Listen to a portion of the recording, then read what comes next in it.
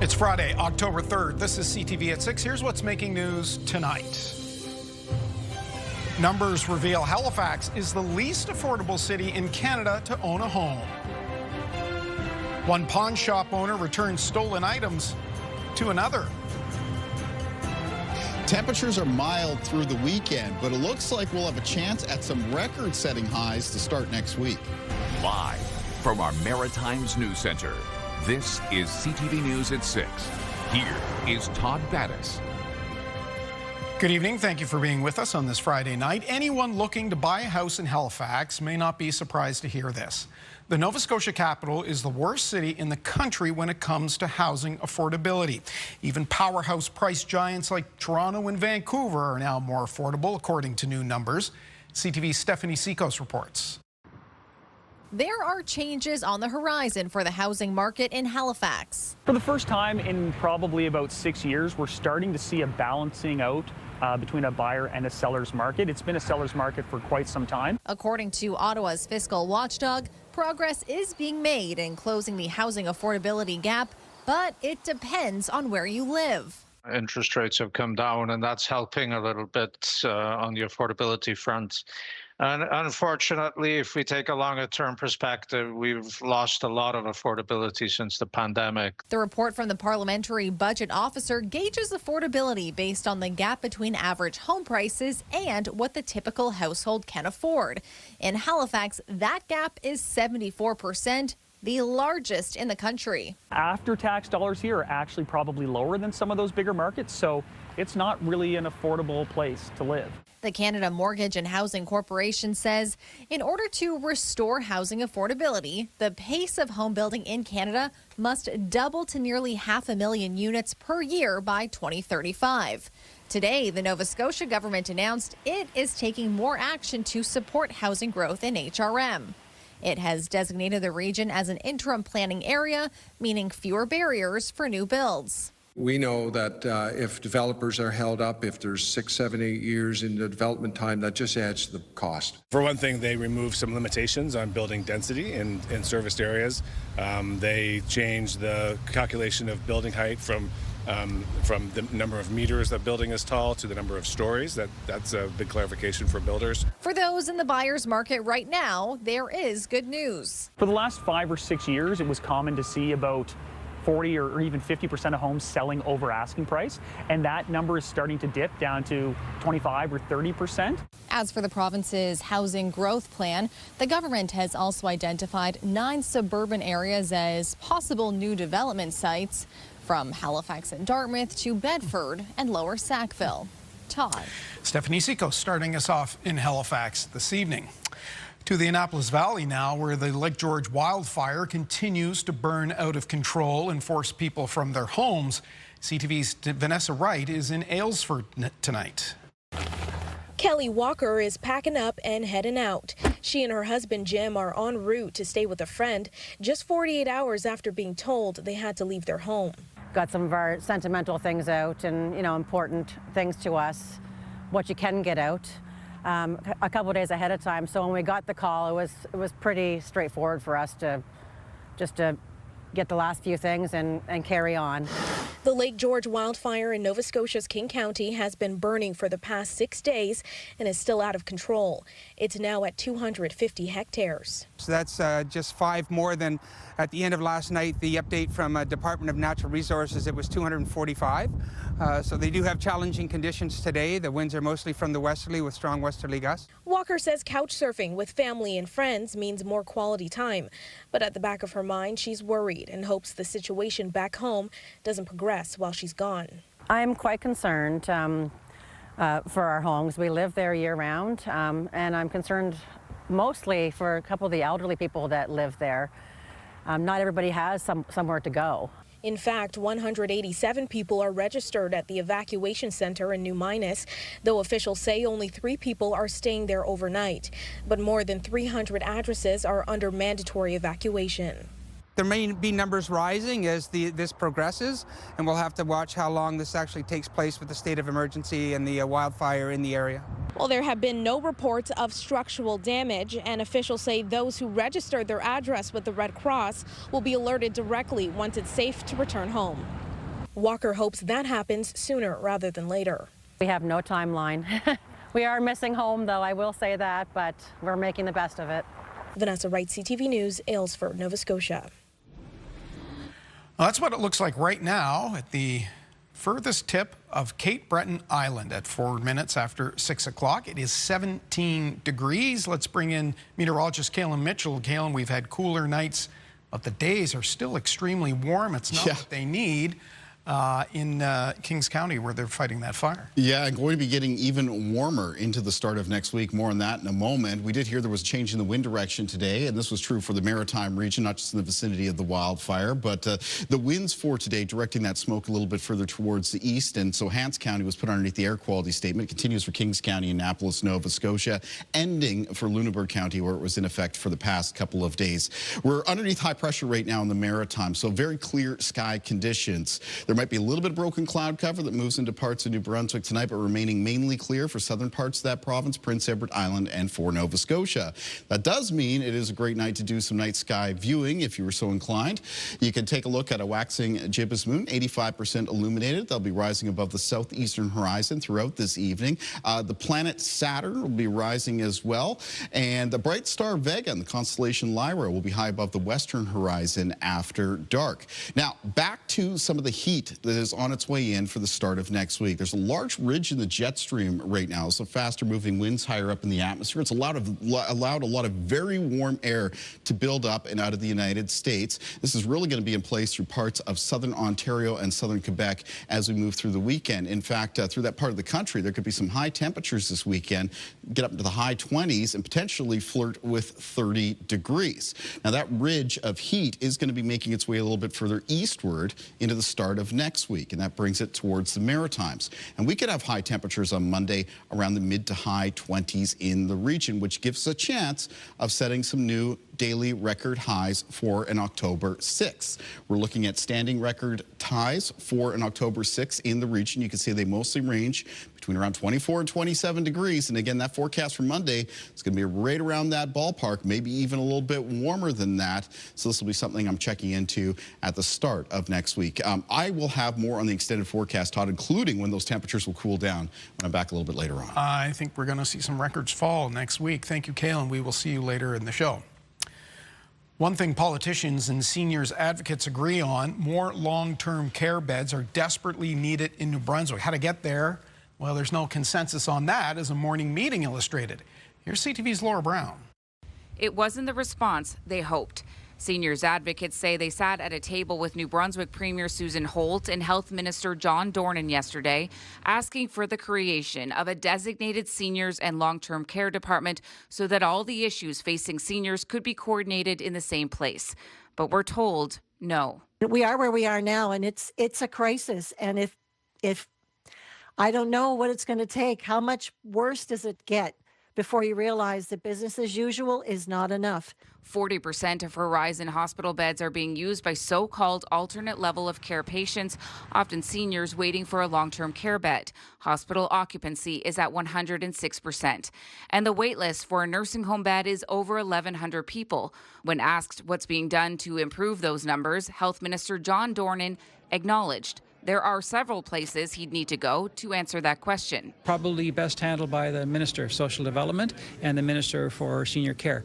I am part of that solution. But he told reporters a new all-encompassing department won't fix those problems. We can talk about the hundreds that are in our hospital, but there's thousands of senior people that could receive better care at home.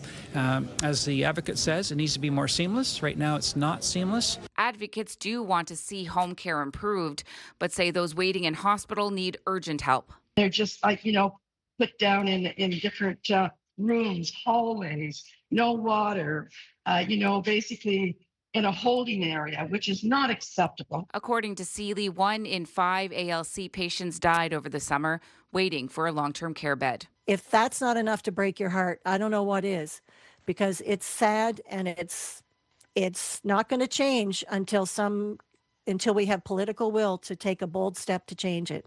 And Todd, advocates are obviously hoping to continue these discussions with both the Premier and government ministers. For his part, Minister Dornan says he's trying to focus on ways to keep seniors out of hospitals in the first place. Todd. All right, Laura, at the Chalmers Hospital in Fredericton. Still with healthcare in the province, New Brunswick is spending roughly $77 million on its French language medical program. The money will add 8 medical seats and develop 8 additional medical residency training seats. The province says the 8 medical seats will become available next fall. The 8 residency training spots, those are expected to be in place by 2030. The total medical seats in the province will increase to 80. The government is also spending $4 million on medical education upgrades at the Université de Moncton campus. A man is dead following a crash yesterday afternoon in Fall River, Nova Scotia. Mid-afternoon, a Jeep went off the road over the guardrail and into Lake Thomas on Highway 102. People who saw it tried to help the driver in the submerged vehicle, but the 80-year-old man from Lower Sackville died at the scene. The cause of this crash remains under investigation at this hour. Nova Scotia's MLAs are heading back to their home ridings after just 8 days of business in Province House. In that time, the PC government introduced a laundry list of bills. And CTV's Jesse Thomas reports the opposition argues there wasn't enough time to debate the issues. It took just 8 days for the Nova Scotia PC government to pass 10 pieces of legislation, including 5 omnibus bills that bundled changes to laws across multiple government departments. Opposition leader Claudia Chender says these sweeping bills only short-circuits the legislative process by stifling debate. Because we had this premier package these omnibus bills that contain provisions that had nothing to do with each other, with no notice, no real ability for engagement with the public, and now a lot of upset. In all, more than 45 changes to laws or regulations cleared the House in the 8-day fall sitting. Premier Tim Houston said there was no rush and they achieved their goals. The government puts their bills, they work through their bills. We worked through our bills. We did it very efficiently, and I think we did. I'm proud of what was accomplished. Interim Liberal leader Derek Momberket says the swift session closes with a lot of unanswered questions. These omnibus bills that are coming forward, as I've said before, the sessions are getting shorter. This was an 8-day session, probably one of the shortest in history, and I just think it's more to come. A group against the government's lifting of the uranium mining ban met the Premier outside the chamber, pressing him to reinstate the ban. If there's no interest, then just put the ban back in place. And his response to that is, I know you don't like it, but the ban's lifted. Houston said there's no uranium projects in the pipeline. But if there is a potential project, there will be a fulsome consultation at that time with the public, with the scientific reviews, with environment. We're just not there right now. Opposition leaders slammed the Premier for being absent 2 of the 8 days, saying he missed crucial debates and votes. Houston defended his absence by saying he was in Ottawa to meet with the Prime Minister, an opportunity he couldn't miss. Jesse Thomas, CTV News, Halifax. Well, this is one of the topics we'll discuss with Alex Marlin in Friday Politics, and there's more reporting on the legislative session at ctvnewsatlantic.ca.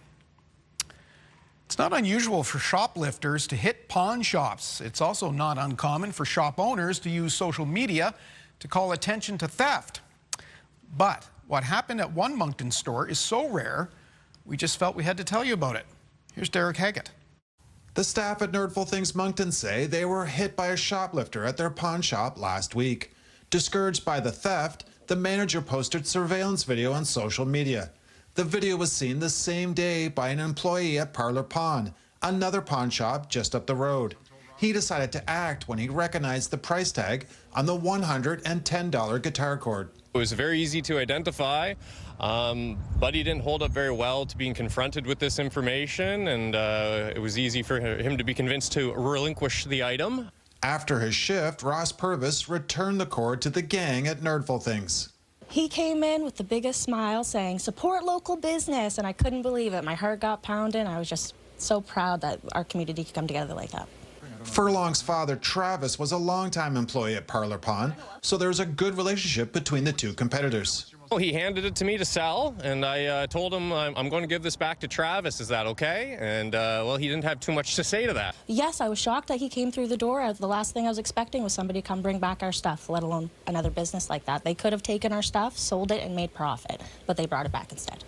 His boss says Purvis absolutely did the right thing. Ross took it upon himself, business to business, to say, hey, that's stolen, I'm taking it back to the victim.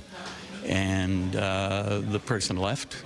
Over 100,000 people have seen the video on social media of Purvis returning the item. The staff here at Nerdful Things want people to know that theft hurts businesses, especially small ones. It can have a huge impact on multiple people. Derek Haggett, CTV News, Moncton.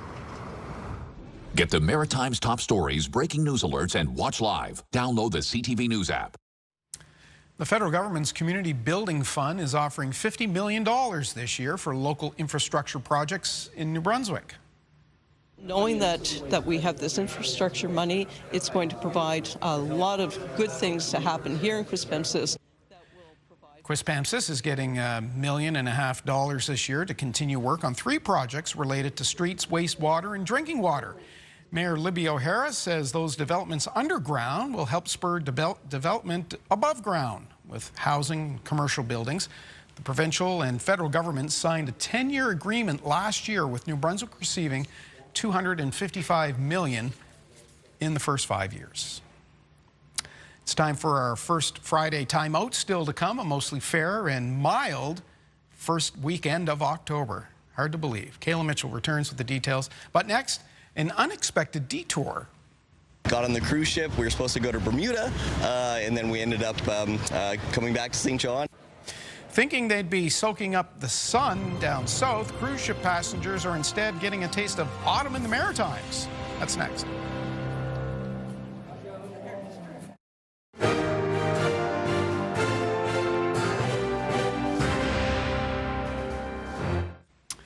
The peak of cruise ship season in our region has become even busier this year due to hurricanes. It also means that passengers who were expecting palm trees are instead seeing autumn leaves.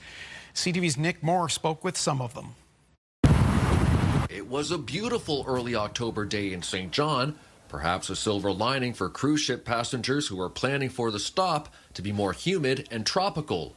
One of those passengers, Craig Landry from Truro, Nova Scotia. We drove all night, drove down to New York, slept in the car for about 3 hours, got on the cruise ship. We were supposed to go to Bermuda, and then we ended up coming back to St. John. Between yesterday and today, 3 cruise ships totaling about 9,000 passengers have docked in St. John, diverted from Bermuda and the Bahamas to avoid Hurricanes Umberto and Imelda. So this is the first time we ended up back home and somewhere a little cooler, but it's gorgeous. It's really funny because you see people out in parkas, people are out like expecting it to be frigid, and we're here wearing shorts and t-shirts. Based on the tropical forecast, several passengers were expecting their journey to head north. I said, we're going to go to Canada.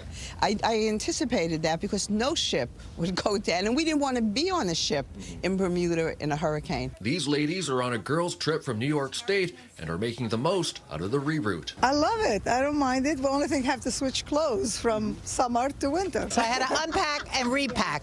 That was a little bit annoying, but I'm happy to be here. The 3 of us have been to this area, so we get to shop in more souvenir shops because you already saw everything we needed to see. Deborah Gonzalez and Jamie Armstrong are also from New York State and say they feel right at home. But it's like being at home.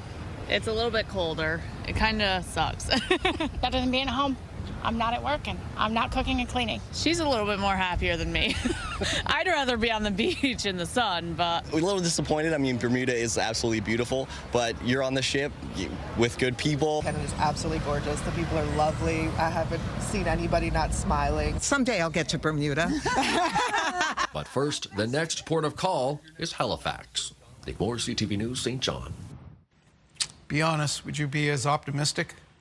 I don't know. We certainly welcome them. It's still to come tonight. That mild weekend is going to bring heat. Lots of it. It might feel like Bermuda. Kaylin has the details next.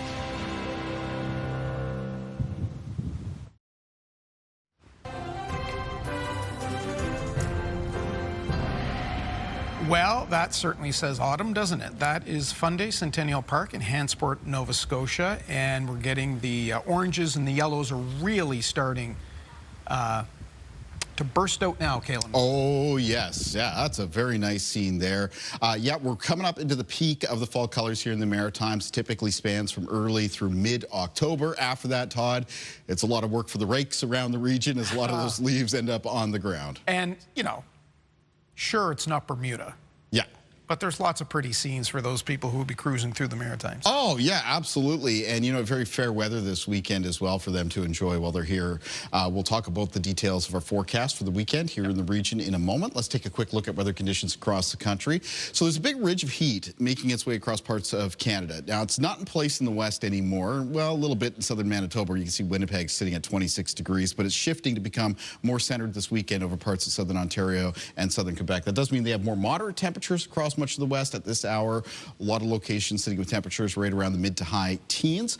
Whitehorse a little bit cooler, sitting at 8 degrees with a mix of sun and cloud. 11 at Yellowknife with a mix of sun and cloud, and Iqaluit sitting at 3 degrees. Now, where the heat is really starting to show is right around the southwestern area of Ontario. Windsor right now, sunshine and 28. And remember, these high 20s expected to become more widespread. Southern Ontario, southern Quebec, Saturday and Sunday, before some of that very warm air starts to arrive here in the Maritimes at the start of next week. But Fredericton right now, 21, 19 at Halifax, 18 degrees, sunshine at Charlottetown, 13 degrees at St. John's. Taking a look at our forecast timeline for cloud cover and precipitation with high pressure in place. It's expected to be a very clear night for Nova Scotia, PEI, and southern areas of New Brunswick. A little bit of broken cloud cover increasing across northern areas of New Brunswick. In the forecast for tomorrow, just a few clouds around first thing in the morning, but becoming more of a fair weather mix of sun and cloud for Saturday afternoon. There will be a couple parts of the Maritimes with a very low chance of some spotty showers for tomorrow. They're going to be very isolated. If they do occur, and very light. One of those would be northern areas, New Brunswick, where it's about a 20% chance of a shower, and the second area would be Prince Edward Island, where again, through the afternoon, about a 20% chance of a shower. We desperately need more rain in the region. There's just not a lot of it in the weekend forecast. Winds for tomorrow change direction a little bit. Today they were out of the west and southwest. Tomorrow's winds will be out of the northwest. They'll be breezy, sustained 10 to 20 kilometers per hour with some gusts between 20 and 40. Low temperatures for tonight won't be quite as brisk as the last couple of nights. Tonight's low temperatures 4 to 9 degrees for New Brunswick, between 8 and 11 for Prince Edward Island, and most lows tonight for Nova Scotia between 8 and 12. No frost advisories in effect. Highs for tomorrow in the north of New Brunswick between 17 and 21 degrees, so very similar to today.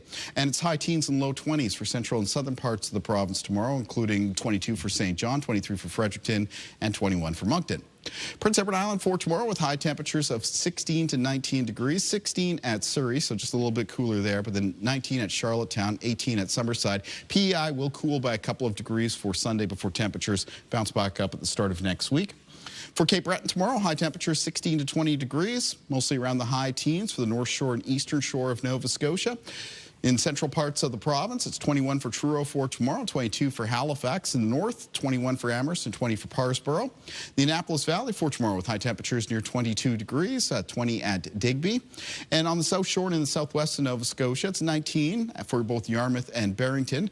And then tomorrow near 23 for Shelburne and Liverpool. Taking a look at the 7-day outlook, beginning first with New Brunswick. So coming up on Sunday, again, a further very low chance, a couple isolated showers. And then there's the October heat in the forecast for Monday. High temperatures could be mid to high 20s, mid 20s in the forecast for Tuesday. It does cool on Wednesday with a cold front coming in from the west, some periods of rain with it. Really need that. And slightly cooler conditions carry on for Thursday and Friday. For Nova Scotia in the forecast, low chance of isolated showers on Sunday, but a 20-30% chance mostly for northern eastern parts of the province. Very warm temperatures through the start of next week. Increase in cloudiness on Wednesday. Rain looking most likely Wednesday night for Nova Scotia, followed by a chance of showers on Thursday. Friday, a mix of sun and cloud. And for Prince Edward Island, mix of sun and cloud for Sunday. Temperatures cool a few degrees, highs near 16, but up to 24 on Monday. And for Tuesday of next week, and that's well above the average, close to the mid-teens for this time of the year. Periods of rain in the forecast for Wednesday, followed by a chance of showers on Thursday, Todd. A couple beach days still left in there. Oh, yeah, I would say so, for sure. Yeah, and the water temperature is still pretty good. I saw a couple 18s up. Yeah. Yeah.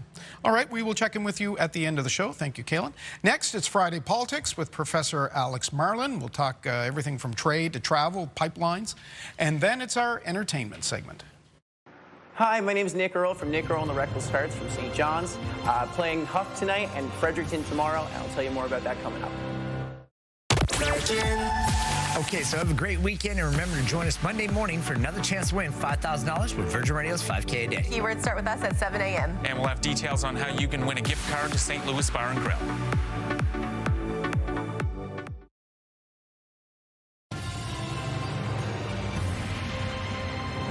Welcome back on this Friday evening. A familiar face with us. We're joined by Alex Marlin, Professor of Politics and Chair in Leadership and Trust at Acadia University. And you are not alone tonight in studio. You brought a number of senior politics students with you. You've been traveling with the legislature today, visiting places like us. Yeah, listen, thanks for having us in. There's a bunch of students here from Trois-Rivières, from Acadia, from St. Mary's University. We went to CBC Studios, National Public Relations. We were at the legislature. MLA Julie Van Exen was really helpful. And now we're here. It's been a great day. And what a day to be at the legislature in Nova Scotia, because it wrapped up the fall sitting. Relatively short. Some people have a lot to say about that. Only 8 days, a lot of bills put through in that time. Is it just me, and you know, maybe I've been around this too long, it seems like legislative sessions in Atlantic Canada are getting ever shorter and shorter and shorter. So historically, that's absolutely true. They've been getting shorter, and part of the reason is because years ago, it used to, and including in Ottawa, it used to take you so long to get there, right? I mean, you had to travel by horse or ferry or all sorts of things. Yeah. But nowadays, what's happening is premiers, prime ministers, they don't want to go through the legislature. They don't want to be beat up. They want things to go forward as fast as they can. I'm telling you, our democracy is not in good shape here in Nova Scotia and in other parts of the Atlantic region when we have a legislature that is not meeting on a regular basis.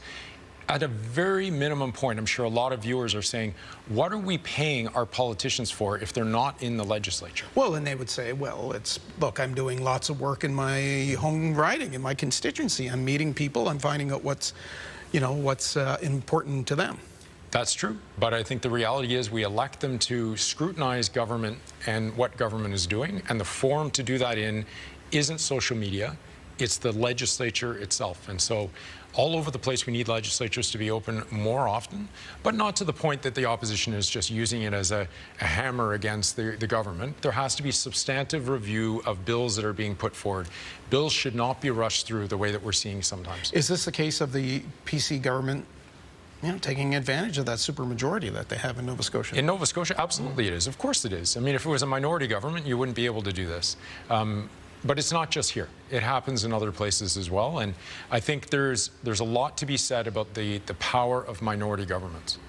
Premier Tim Houston was in Ottawa while the House was sitting. And it seems like they're, right across the country, we're hearing from the premiers on a national level about national priorities because so much time and effort has been spent on national issues, be it trade, be it tearing down barriers between the provinces. And we saw Premier Houston meeting with Prime Minister Carney about energy products, programs. How vital are those meetings? Or so, I mean, I wasn't in the room. What I can tell you is this, is that there's an awful lot of people who are saying, what is happening? Where are the deals? How is Canada changing in a positive way? What people are seeing is, in fact, a lot of frustrations about the economy. They're seeing a lot of frustrations about housing. There are a lot of things that are percolating. And I think at the same time, we need to remember that Mark Carney this time last year wasn't even in consideration to become Prime Minister. I mean, he himself was not anticipating any of this. So it's taking a lot longer than Mark Carney initiated, was suggesting to us. And now where I think a lot of us are kind of like getting this pent-up demand of like, okay, show us the money. When are you going to do things here? And he's been doing a lot of travel outside of the country. We haven't seen any deals as a result of that. But he keeps saying, it's the long game. And as part of that, he's going back to the White House, we found out today, next week. Is the pressure on him this time to bring something back home? I mean, the pressure is always on. I think the problem that Mark Carney's finding is that it's this old expression that Pierre Trudeau said about Canada is that, you know, we are like, Canada's like living next to an elephant, and every twitch and every grunt, we feel it. And so in this particular case, you have to think the reality is, as smart as Mark Carney might be, what is Canada's bargaining power relative to an elephant down south? And in this case, an elephant in the form of Donald Trump, who's even a bigger elephant than most of them. So I think, you know, for the most part, the challenge that Mark Carney has is expectations management, is to try to dial things back a little bit and to try to explain to Canadians why is it so hard to get a deal that's going to work in our favor. Pierre Poilievre certainly playing on that concern that people have about cost of living. We've heard him in we heard him in the House of Commons all week on that. But I want to ask you about the federal NDP. We have something of a race that seems to be taking shape. Avi Lewis is perhaps the best known name of the three. There's an Edmonton MP who is running as well. There's also some infighting that is starting to surface. Is this going to be an ugly fight, and is this the NDP recasting itself for the next generation? So it's important to have different parties, to have different options than just simply the two main political parties. In this particular case, the NDP is absolutely going through an identity crisis. It's trying to figure out what it is. And part of it is they're talking about the politics of identity all the time in ways that are inhibiting their ability to consider things that matter to an awful lot of Canadians. And so pocketbook issues are not going to matter to, you know, if the average person is hearing the NDP talking all the time about different forms of diversity, but that person is worried about being able to pay for groceries, it's a disconnect. And so what's happening within the NDP is they're having a fundamental conversation about what is our identity, what is our party. From my perspective, and I've thought this for a while, they need to change the party name. It's a terrible party name. It's totally out of date. The acronym doesn't work in French and in English, and they also need to move on from the colors and come up with something else. They have to need a complete rebrand. Okay, we'll be watching, see if they take your advice on that. Alex Marlin, thank you for coming in, and thank you for the students for joining you. Oh, this has been great. Thank you. Good to have you. We'll be back with much more of your newscast after this.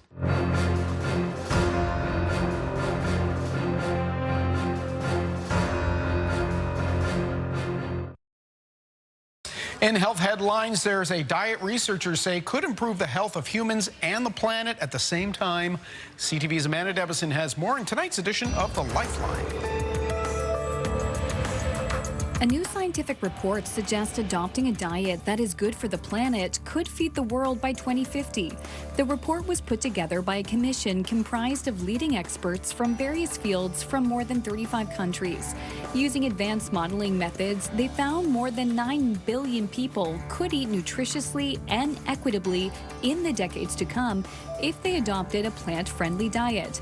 That kind of diet is very similar to the Mediterranean diet and focuses on fruits, vegetables, legumes, and whole grains. There is only a moderate consumption of meat and dairy. According to the report, about 30% of global gashouse emissions comes from food production. The report says a planet-friendly diet could help cut the emissions related to food production by nearly half.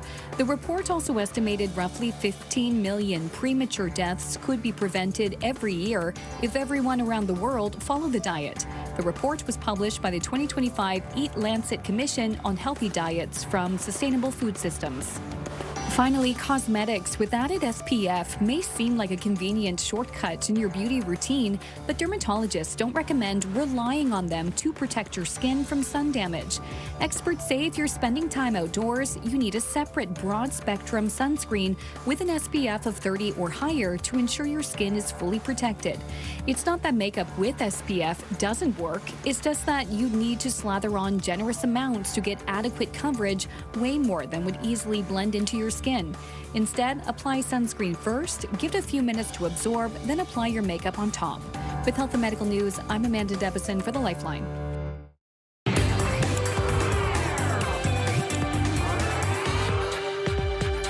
We're on the scene with Katie Kelly on a Friday night. Hi there. Hi, Todd. Some Newfoundlanders in town? Oh, yes. After a great show in Charlottetown last night, Maritimers have 2 more chances to see Nick Earl and the Reckless Hearts this weekend.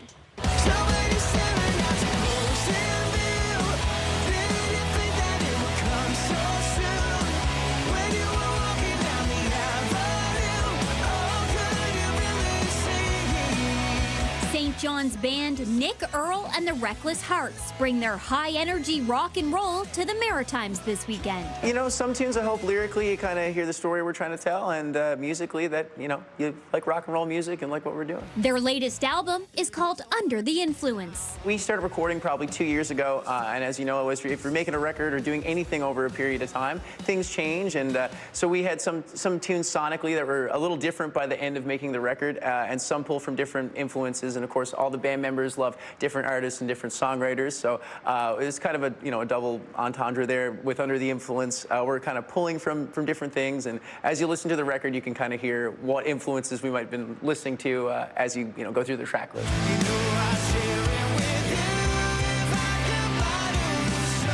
There's anything from like some Tom Petty influence to almost things that lean a little country. I love the Foo Fighters as well, and then I played blues guitar professionally for like 6 or 7 years. So you're kind of crossing along there, and the songwriting relatively consistent throughout. But I don't know. I always love records that ebb and flow a little bit, and kind of give the listener a different experience, every time you listen to it. So Cool. Yeah, we tried to go for that. I was in Newfoundland in May for the ECMAs, of course, where you're from, and you were like the talk of the town. Everybody was like, if you see nothing else, you have to see Nick Earl. Like, you are very beloved. Are you feeling the love? Yeah, it's pretty surreal. We did a listening party before our album release in May, and it was literally just, we had this lounge and we just invited people to come in and listen to the record, and I didn't expect anybody to even show up. And there was like a lineup at the elevators to get there, and it was just the reception for not only our music, but like our live shows and just us as people. We were so grateful for it. I never wanted to paint this sky to see the forest through these streets. Okay, so you're in Halifax for Huff. So the Halifax Urban Folk Festival, which is on now, so many great shows happening as part of this festival. So tell me what people can expect at your show tonight. Yeah, I say hair flips, loud guitar solos, and a whole bunch of rock and roll. Enough said, right? Do you need anything else? That's awesome. What you're saying is you're a good time on stage. Absolutely. We're all about fun, and I think going to concerts and listening to music, you can still play emotional tunes, but still have a great time listening to them. So we're there to have fun, have a good time, and make sure everyone there is having a good time with us.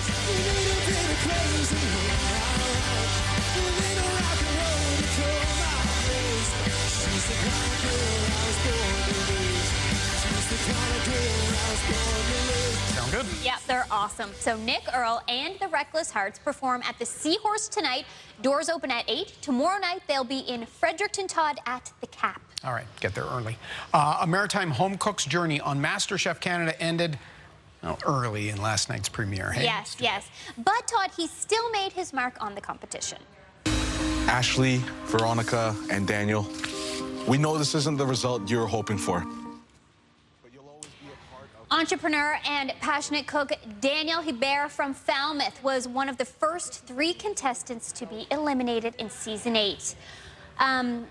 Koichi Sato from Fredericton is still in the running, though, so we do still have a Maritimer that we can watch for each week.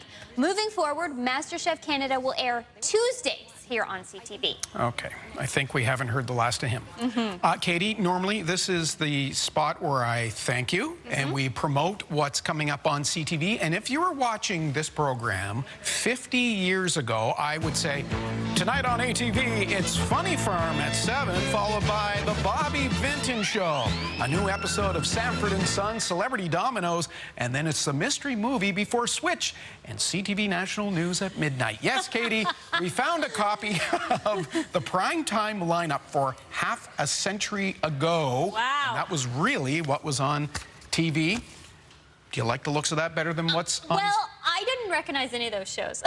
The Big Bang Theory wasn't there. It was not there. I know that will surprise some people. I bet you it's on tonight. Here we go.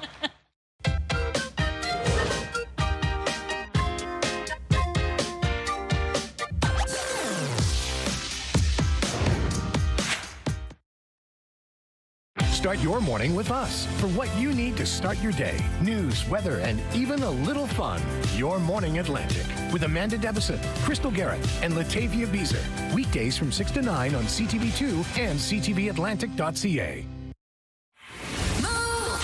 Mornings with Crash and Sarah Beth. Hey, we'll see you this weekend, Sunday morning at the iconic CIBC Run for the Cure. And early next week, we'll have another $20,000 winner with Moves Dream Big. Happy Taylor Swift Day. On the markets, the Dow wrapped up the trading week up 238 points, and there's been some movement in the Canada Post strike. BNN Bloomberg's Marilla Fernandez has the details.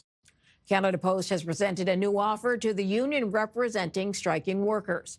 It includes the same offer of a 13.6% increase over 4 years, but the Crown Corporation has pulled a signing bonus off the table, citing its worsening financial situation. Mail carriers have been on strike for a week. The union says it will review the offer. Here are the closing numbers for the day. The Canadian dollar is down to 71.66. West Texas Intermediate crude is up to 60.53. Western Canadian Select up to 49.02. And the TSX hit another record close again today, shooting up another 311 points. Those are your business headlines. I'm Marilla Fernandez. All right, let's bring in Kaylin on the weather deck. I'll let you explain this one. Friends, Romans, clouds, lend me your... Oh, that's good. That's good. I like that. Yeah, there's lots of times as a meteorologist, I wish the weather could listen to my cries for some help. Our viewer picture for tonight is coming in out of Quispamsis, New Brunswick. It does feature a pattern in the clouds. It does look a little bit like an ear. These are some altostratus clouds here. It was sent in by Ed and Kathy McLean in Quispamsis, New Brunswick. Although I don't know if they'd hear me being so far high up in the stratosphere. It's stratosphere. Oh, that's the best I got here on a Friday. Thank you so much again to Ed and Kathy. Quispamsis for tomorrow looks like a very nice day. It'll be sunny in the morning, turning over to a mix of sun and cloud in the afternoon. High temperature near 22 degrees. Day planner for tomorrow across the Maritime region. First thing in the morning, just a few clouds around. Morning temperatures will be cool, though not quite as chilly as the last couple of mornings were. They'll be mostly around the high single digits and low teens. And then as we make our way into the afternoon, we'll see a little bit of fair weather cloud cover develop. There's a very low chance of showers in a couple spots in the Maritimes for tomorrow, mostly areas to the north of New Brunswick, parts of Prince Edward Island, but again, it's about a 20% chance of a shower.